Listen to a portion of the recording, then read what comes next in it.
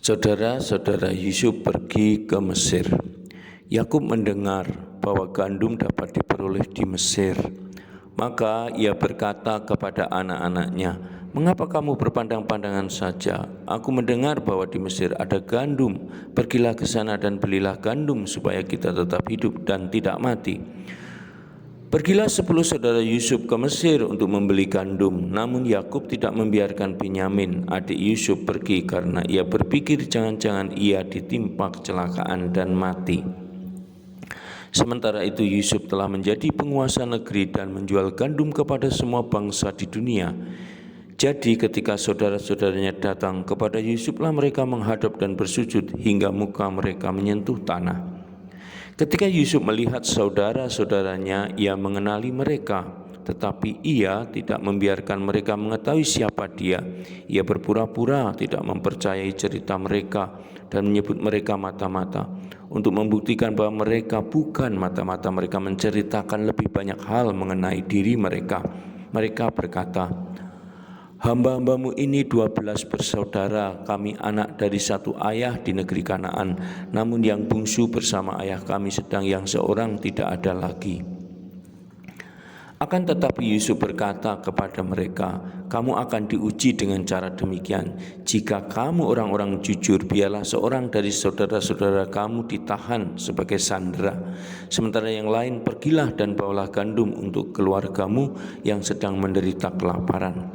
Namun kamu harus kembali bersama adikmu yang bungsu. Ini akan membuktikan bahwa kamu berkata benar dan kamu tidak akan mati." Kemudian mereka berkata satu sama lain, "Kita harus membayar apa yang telah kita lakukan terhadap saudara kita, karena kita melihat betapa ia menderita ketika meminta kita untuk membebaskan dia. Tetapi kita tidak mau mendengarkan, karena seseorang menerjemahkan bagi mereka, mereka tidak mengetahui bahwa Yusuf mengerti." Yusuf meninggalkan mereka untuk sementara dan menangis. Kemudian ia kembali dan memilih Simeon supaya dirantai dan dimasukkan ke dalam penjara.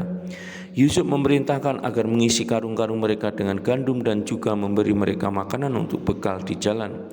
Meskipun saudara-saudaranya tidak mengetahui hal itu, ia juga mengatakan kepada hamba-hambanya untuk memasukkan kembali uang mereka ke dalam tas.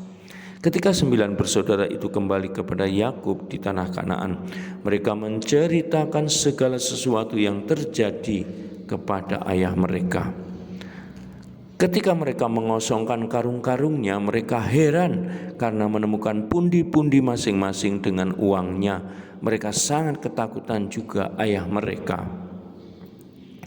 Namun Yakub tidak mengizinkan mereka kembali ke Mesir. Ia tidak mau berpisah dari Benyamin, anak Rahel yang masih hidup. Ia takut anaknya mendapat celaka. Hanya ketika gandumnya habis, Yakub menyetujui Benyamin pergi bersama saudara-saudaranya. Mereka heran atas sambutan yang mereka terima karena mereka diundang untuk makan bersama di rumah Yusuf. Karena takut dituduh mencuri, mereka menceritakan semua kisahnya kepada salah seorang hamba Yusuf. Akan tetapi hamba itu berkata, "Jangan khawatir, Allahmu dan juga Allah bapamu telah mengizinkan kamu menemukan harta dalam karungmu. Uang kamu telah dibayarkan kepadaku." Kemudian ia membawa Simeon keluar kepada mereka. Ketika Yusuf masuk ke rumah, mereka bersujud di hadapannya. Ia bertanya kepada mereka mengenai keadaan mereka, kemudian menambahkan, "Kamu telah menceritakan kepadaku tentang ayahmu. Apakah keadaannya baik-baik? Masih hidupkah dia?" Sambil menunduk ke tanah, mereka berkata, "Hambamu, ayah kami baik-baik keadaannya, ia masih hidup." Ketika Yusuf memandang mereka dan dilihatnya adiknya Binyamin yang seibu dengan dia, ia bertanya, "Inikah adikmu yang bungsu itu yang telah kamu ceritakan kepadaku? Allah kiranya memberikan kasih karunia kepadamu, anakku." Hati Yusuf sangat terharu melihat adiknya, maka tiba-tiba ia meninggalkan mereka, pergi ke kamarnya dan menangis. Kemudian ia membasuh mukanya dan pergi keluar. Setelah menguasai diri, ia memerintahkan untuk menyiapkan makanan. Saudara-saudaranya duduk di depan Yusuf yang tertua di tempat yang tertua dan yang termuda di tempat yang termuda. Sehingga mereka berpandang-pandangan dengan heran. Mereka diberi makan dari meja Yusuf. Kepada Benyamin ia memberinya 5 kali lebih banyak daripada bagian saudara-saudaranya. Lalu mereka minum dan berbahagia bersamanya.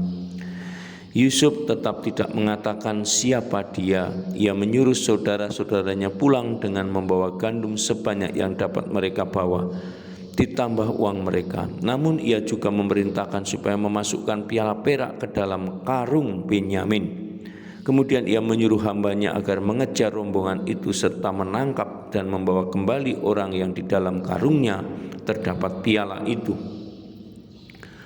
Hamba itu mulai mencari, mulai dari karung kepunyaan yang tertua sampai pada yang paling muda. Ia menemukan piala itu dalam karung Benyamin. Saudara-saudaranya sangat sedih dan mereka kembali ke kota. Yehuda bersama saudara-saudaranya masuk ke rumah Yusuf dan mereka sujud menyembahnya. Yusuf bertanya kepada mereka, "Apa yang telah kalian lakukan?" Yehuda menjawab, "Apakah yang dapat kami katakan kepada Tuanku? Inilah kami adalah hamba-hamba Tuanku." Akan tetapi Yusuf berkata, "Aku tidak mau berbuat seperti itu. Hanya dia yang kedapatan membawa piala itu akan menjadi hambaku. Kamu yang lain boleh pulang dengan bebas kepada ayahmu." Kemudian Yehuda maju dan berkata, "Saya mohon maaf Tuanku, izinkanlah hamba berbicara kepada Tuanku.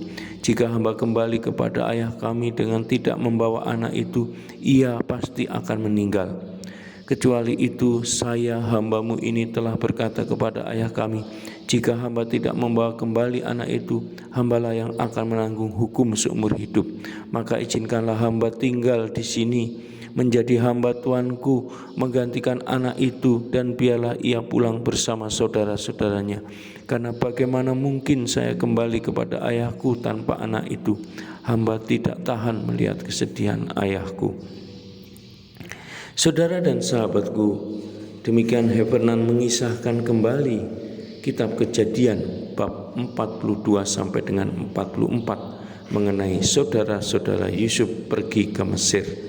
Semoga melalui kisah ini kita pun semakin mencintai kitab suci, mencintai kitab Kejadian ini, dan hidup kita diinspirasi olehnya. Salam Tuhan mencintai kita semua dengan hati yang berkobar.